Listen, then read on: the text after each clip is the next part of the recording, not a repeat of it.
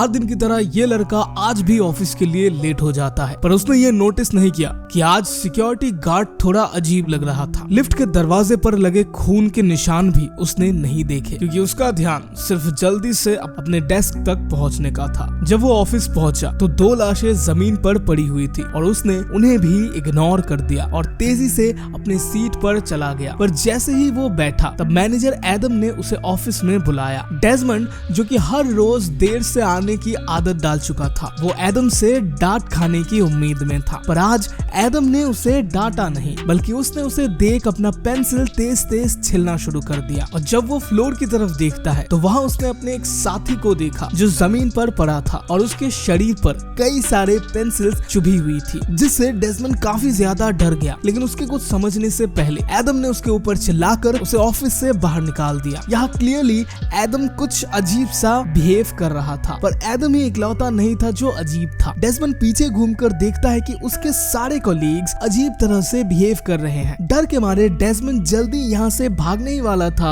कि उसने देखा कि उसके सारे साथी उसके पीछे पागलों की तरह दौड़ रहे हैं। डेजमंड जैसे तैसे छिपते छिपाते फिलहाल यहाँ से तो बच जाता है, लेकिन खतरा अभी भी टला नहीं था। डेजमंड यहाँ उसके एक कॉलीग को ध्यान से काम करते हुए देखता है। वो सिचुएशन को समझने की कोशिश ही कर रहा होता है कि उसका दोस्त काफी गुस्से में आ जाता है और गालियों की बौछार कर देता है। इसके बाद उसने मेज पर रखी बेवरेज से एक घूंट पिया और इसी वक्त डेजमंड को याद आया कि पिछले दिन उसने बहुत सी ऐसी ही ड्रिंक्स देखी थी। इतना देख डेजमंड जैसे ही निकलने वाला होता है, उसका पैर गलती से जमीन पर एक वायर से टच हो जाता है, जिससे कंप्यूटर बंद हो जाता है और उसका दोस्त फौरन गुस्से से मानो पागल हो जाता है। उसने डेजमंड को दूर पटक दिया और फिर उसे दीवार पर दबोच लिया। डेजमंड यहाँ अपनी जान बचाने के लिए उसने एक लकड़ी का टुकड़ा उठाया और उसके साथी के सिर पर पटक दिया, जिससे वो जमीन पर गिर गया। डेजमंड जैसे तैसे एक कमरे में छुप गया, लेकिन तभी उसने नोटिस किया कि सारे पागल हो चुके लोग अपने काम को लेके और ज्यादा पागल थे। इसीलिए उसने भी उन्हीं की तरह अपने आप को बिजी दिखाते हुए वहाँ से निकलने का प्लान बनाया। ऑफिस से भागकर जब डेजमंड को याद आया कि उसका क्रश अभी भी वहाँ मौजूद है, तो वो फिर से वापस लौट आया। लकीली समांथा एक अलग कमरे में थी और उसने अपने हेडफोन्स लगाए हुए थे, इसीलिए उसे कुछ भी पता नहीं चल पाया। लेकिन अनफॉर्चुनेटली उसने ड्रिंक पी ली थी। डेजमंड ने ड्रिंक को हटाने की कोशिश की, लेकिन गलती से पूरा ड्रिंक टेबल पर ही गिर गया और तभी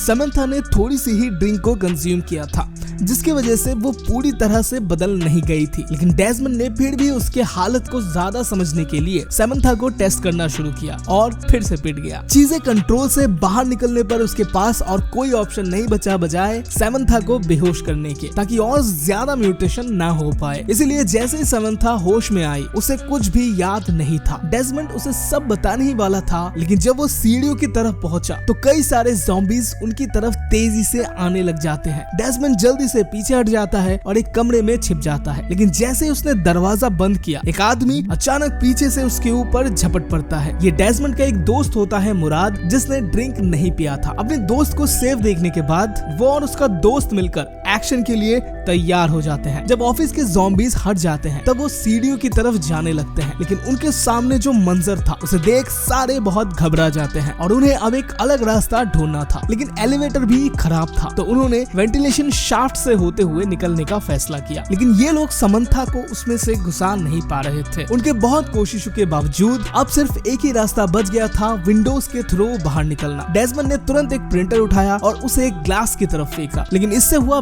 बिल्कुल ऑपोजिट। टूटने के बजाय बिल्डिंग का सिक्योरिटी सिस्टम एक्टिवेट हो गया और पूरा बिल्डिंग तुरंत लोहे के बंकर से सील हो गया, क्योंकि ये एक वेपन मैन्युफैक्चरिंग कंपनी का बिल्डिंग था और अब सिर्फ कंपनी के टॉप्स के एग्जीक्यूटिव्स ही इसे खोल सकते थे। इसका मतलब था कि उन्हें यहाँ से निकलने के लिए ज़ॉम्बीज से भरे हुए फ्लोर्स को पार करके ऊपर तक पहुंचना पड़ेगा। लेकिन बाहर ज़ॉम्बीज एक दूसरे पर हमला कर रहे थे। ये देख के डेजमंड ने एक तरकीब निकाली और वो लोग ज़ॉम्बी बनने का नाटक करते हुए बिना किसी रुकावट के ह्यूमन ह्यूमन रिसोर्सेज डिपार्टमेंट तक पहुंच जाते हैं। यहाँ सभी महिलाएं ज़ॉम्बी बन चुकी थी और वो लैंडफोर्थ नाम के एक शख्स को घेर कर खड़ी थी। डेजमंड ने एक प्लान बनाया और एक ऑफिस में घुस गया और इंटरकॉम का इस्तेमाल करके एक झूठा मैसेज अनाउंस किया कि आज कंपनी के वर्कर्स की छुट्टी है, जिससे लैंडफोर्थ की जान यहाँ बच जाती है। अब उन्हें सिर्फ सेल्स डिपार्टमेंट से गुजरना था, लेकिन यहाँ के वर्कर्स बहुत ज्यादा चिड़चिड़े थे और बहुत ही गुस्से में ये लोग क्लाइंट से बात कर रहे थे, जिसमें साफ था कि यहाँ से निकलने के लिए इन सबको मार के यहाँ से गुजरना पड़ेगा। यूटिलिटी रूम में उन्होंने हथियारों का जुगाड़ कर लिया था, लेकिन ज़ॉम्बीज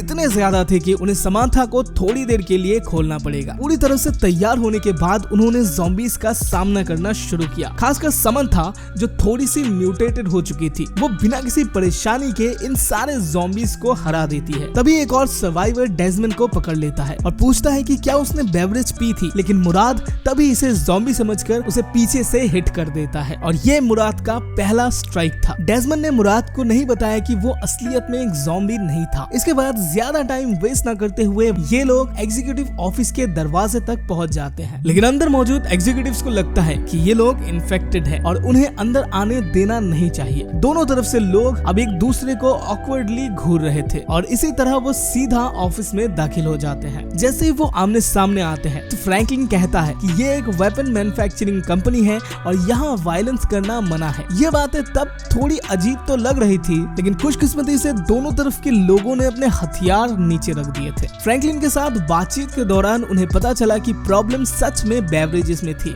ये ड्रिंक्स मिलिट्री के लिए बनाई गई थी और फ्रैंकलिन को भी ये बिल्कुल पता नहीं था कि ये कंपनी तक कैसे पहुंच गई। लेकिन जब वो लोग बात कर रहे थे तो ज़ॉम्बी एडम दरवाजे पर अपने ज़ॉम्बी स्टाफ्स के साथ पहुंच जाता है। उनके गुस्सैल तौर तरीके देखकर लग रहा था कि ये लोग अक्सर अपने बॉसेस के दबाव में रहते हैं। गुस्से में एडम फ्रैंकलिन पर चिल्लाता है और सभी वर्कर्स की सैलरी इंक्रीमेंट करने को कहता है और कहता है कि अगर उसकी मांग पूरी नहीं की गई तो उन सब के लिए बिल्कुल भी अच्छा नहीं होगा। फ्रैंकलिन मुस्कुराते हैं और कहते हैं कि ये बिल्कुल भी संभव नहीं है। ये बयान एडम को और ज्यादा गुस्सा दिला देती है और वो तुरंत अपने वर्कर्स को हमला करने का इशारा करता है। फ्रैंकलिन यहाँ थोड़ा पैनिक कर जाता है, लेकिन डेजमंड जल्दी से एक डेस्क का इस्तेमाल करके दरवाजे को बैरिकेड कर देता है। लैंडफोर्थ अभी एडम की टीम में जुड़ने के लिए आगे बढ़ता ही है कि एडम उससे तुरंत गोली मार देता है और उसकी वहीं पर मौत हो जाती है। डेजमंड और मुराद जल्दी से एक ऑफिस में पनाह लेते हैं और फ्रैंकलिन यहाँ अपने बंदूक से एक ज़ॉम्बी को मार गिराता है, लेकिन तभी भारी संख्या में ज़ॉम्बीज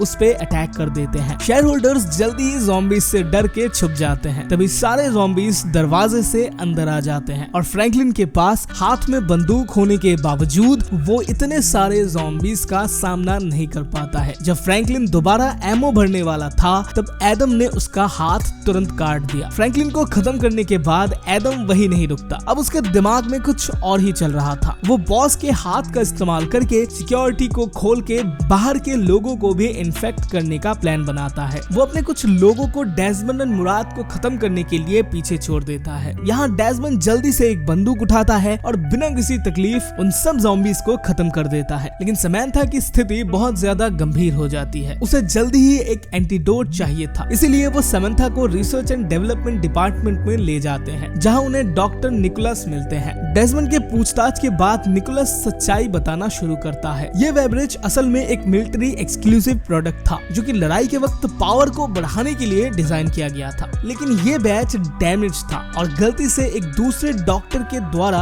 वर्कर्स को दी गई थी। लकीली एंटीडोट नीचे के वेयरहाउसेस में मौजूद था, लेकिन अब वो ज़ॉम्बी से भरा हुआ था। समांथा को बचाने के लिए डेजमंड मुराद के साथ एग्जीबिशन हॉल में घुस जाता है, जहाँ से वेपन्स को डिस्प्ले केसेस से उठाकर वो पूरी तरह रेडी होकर वेयरहाउसेस की तरफ बढ़ते हैं। यहाँ वो देखते हैं कि एडम ज़ॉम्बीज का ब्रेन वॉश कर रहा है। एडम ने उन्हें सर्विलांस कैमरा के थ्रू देख लिया था और सारे ज़ॉम्बीज एक बड़ा सा झुंड बनाकर उनकी तरफ तेजी से बढ़ रहे थे। जल्दी से वो छिप के वहाँ से निकल जाते हैं और डेजमंड ने यहाँ ड्रिंक का इस्तेमाल करके ज़ॉम्बीज का ध्यान अपनी तरफ खींच लिया था। मौके का फायदा उठाते हुए उसने अपनी बंदूक से ज़ॉम्बीज पर अंधाधुंध गोली चलाना शुरू कर दिया और यहाँ अचानक एडम एक स्पेशल सूट में आ जाता है और तुरंत सबके ऊपर हमला शुरू कर देता है। डेजमंड हमले में नीचे गिर जाता है, हालांकि वो बच जाता है, लेकिन वो अब एडम का मुकाबला नहीं कर सकता था। लेकिन खुशकिस्मती से उन्हें एंटीडोट मिल जाता है। डेजमंड मुराद को एंटीडोट देके उसे समांथा को बचाने को कहता है, जबकि वो